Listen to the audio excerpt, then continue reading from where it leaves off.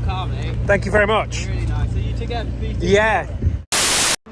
So tomorrow I'm off to pick up my E30, but I think I should probably make the journey in style. What I really need is somebody to pick me up in maybe a BMW E30 Cabriolet. Ooh, what's that?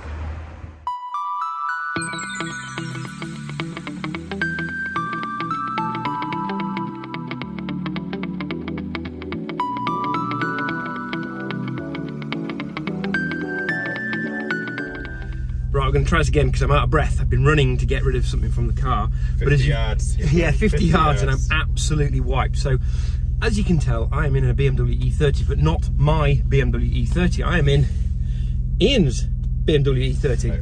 So you remember about 18 months ago, we went to go and get this car, maybe 2 years? 3 years. 3 years already. 3 years ago, we went to collect this car from London. It's a car that I used to own, that I'd bought from Ian, that Ian has bought back from the person I sold it to, if that makes sense. Yeah, the incestuous nature of E30 life. Absolutely. So in a nice little kind of rounding out of the whole circle, we're going to take the 325 to go and get the 320, which has just been restored, and maybe do some photos and have a nice little drive back together. So join us on our adventure as I finally go and get and bring home my BMW E30 after 17 years of trying. Right, let's go.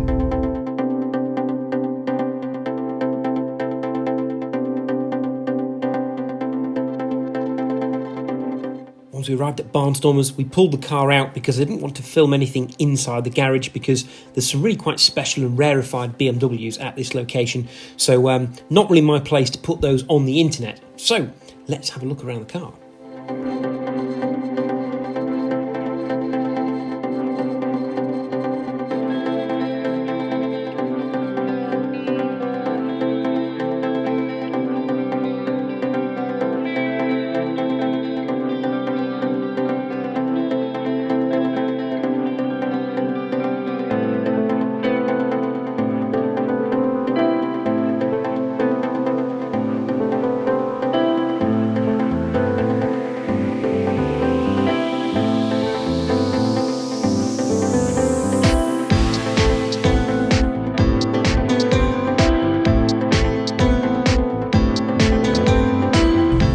Right, so with that, the car is out. It's been videoed for the Classic Bahnstormers Instagram page. You go check that out. It's been detailed. I'm going to put the information of the detailer in the description of the video, but it'll also be on the Instagram page as well. And you've got to admit, it looks and it sounds beautiful. So now I'm going to drive my beloved E30 home for the very first time in the 17 years I've owned it. And we're going to be followed by my old E30, which Ian is driving right here. And next stop, Caffeine and Machine. What do you do when you've got a beautifully restored classic car? Go and show it off, because that's what it's all about. Right, so we're a few miles into the journey. We've pulled over because the weather's actually reasonable and it's time to put the roof down. So it's the first time I've driven this car with the roof down. I mean, it's the first time I've properly driven it. And I'm taking it a little bit steady, but we are getting there. We're probably about 40 minutes out from Caffeine and Machine now. And doesn't she look resplendent? And you can hear this one also sounds rather resplendent too. Obviously this is being very restrained. I can't go over 4,000 revs, so taking it steady and just moseying along. But yeah, roof down, aviators on. Now it's time to get on the road again. So I guess now I've done 20 miles in the car, I probably should do a little bit of, well, what is it like driving my E30 convertible that has been basically fully restored? And I'm struggling really for words. The one word that I keep coming back to over and over and over again is smooth. Because that lovely inline six, the M20 2 litre that's in this, which is the baby version of the 2.5 litre in the car behind, is a silky, silky smooth engine. It's just a joy to drive. And it sounds great, as you can probably hear in the background. And yeah, all the controls are nice and smooth. The steering is nicely weighted. And the clutch is nicely weighted. The brakes are good and sharp, but not too sharp like a modern car. Doesn't put you through the windscreen. And I think a lot of that comes from taking it to the professionals, so it's been set up properly. And it shows. You know, you can rebuild all these cars, but unless you've got somebody that really knows what the car should drive like, regularly drives these cars and actually really cares about the cars and is really an expert in them, it's not going to be set up properly. And I think that's the difference of going to somebody who's not just a restoration shop, but a specialist in the marque, a specialist in the era of cars, is they know what it should drive like. And that's what a lot of time has gone into in doing the running in mileage, in doing the shakedown tests, to find all the little things that weren't just quite so and making them just quite so. So yeah, I say I'm enjoying driving. As you can see, I'm sat stationary because guess what? We're in Moreton-on-the-Marsh and they're still putting the manhole covers in for the new housing estate, which means there's still a half-mile tailback outside the village, which is marginally frustrating. But we're about to get through Moreton-on-the-Marsh and then we're heading to Caffeine and Machine, because I am really excited about actually talking to people about the car, showing people the car, because it's clean, it's beautiful. Yes, there are some cosmetic bits I need to deal with inside, but that's a story for another day, and I'm just going to enjoy the fact it looks beautiful, it drives like perfection.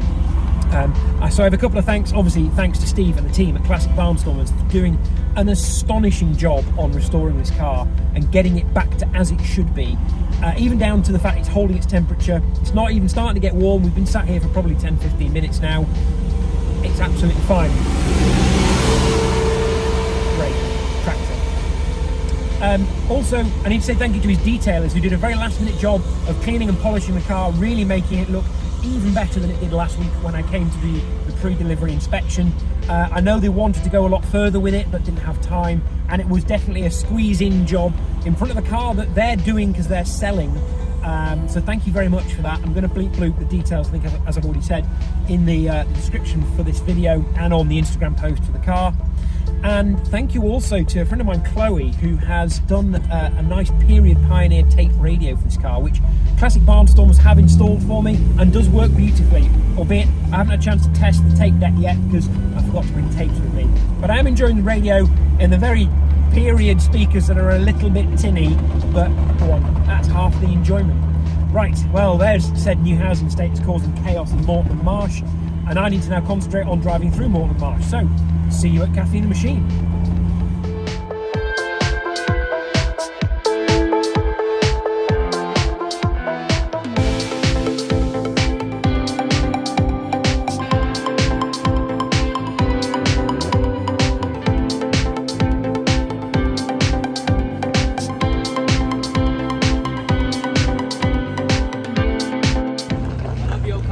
Thank you very much. Really nice. Are you together? Yeah. So as you can see, we have made it to Caffeine and Machine with the E30, and there's a car subbing in for an E30, see what I did there, and another E30 here. So we've had a bit of lunch. It's a lovely place, obviously. Lots of love for the E30, fresh out of restoration. As always, I'm impressed with the amazing collection of stuff you see here. So you swing around, we've got a nice electric car, we've got Iconic, we've got an AMG. You might see there's a police XC90 over there, and there's a police undercover Interceptor just the other side of here, which I'm probably not supposed to film. But yeah, Caffeine and Machine is an amazing place. If you've never been, get yourself here, it's great.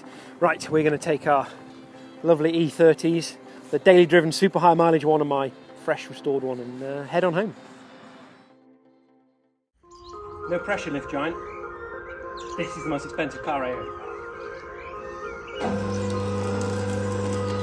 Ignore that.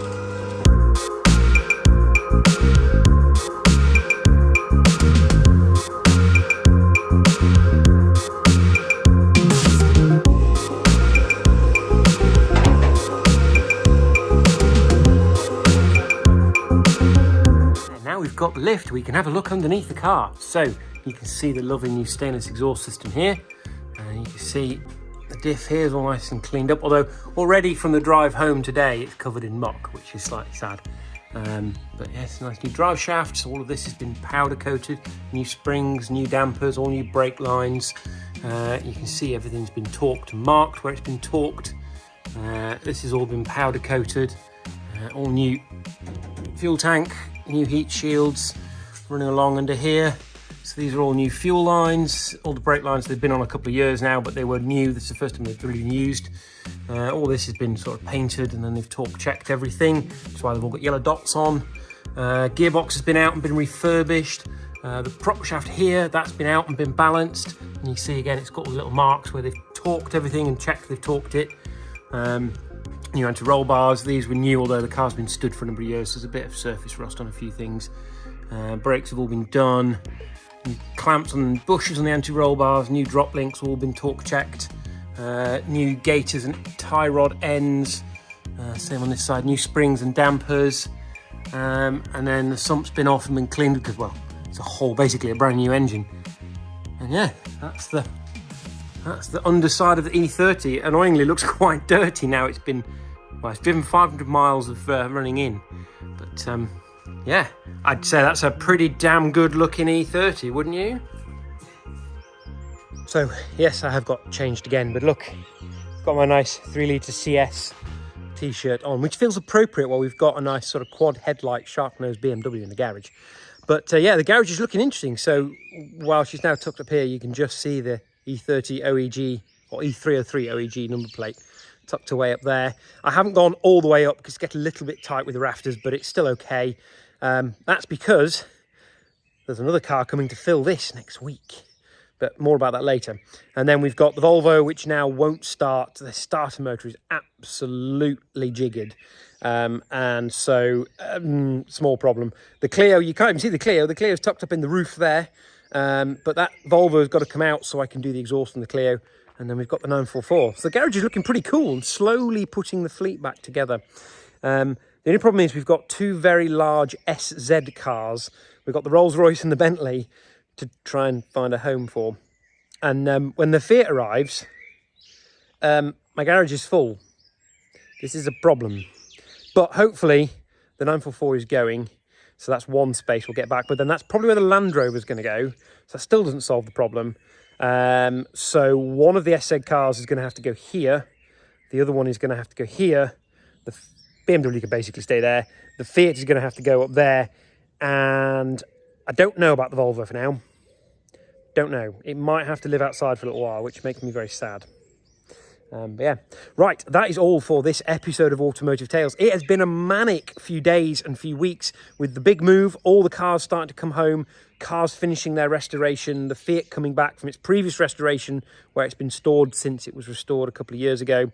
So yeah, we're getting there very, very slowly, but it's getting very, very busy all of a sudden. And I still haven't got my garage doors on, but they are coming soon, I am promised.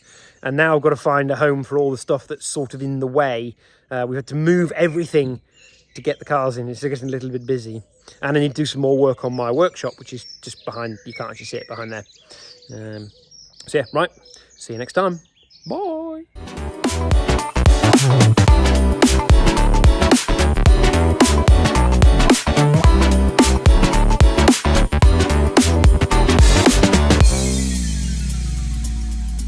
Don't forget to like, comment, share and subscribe.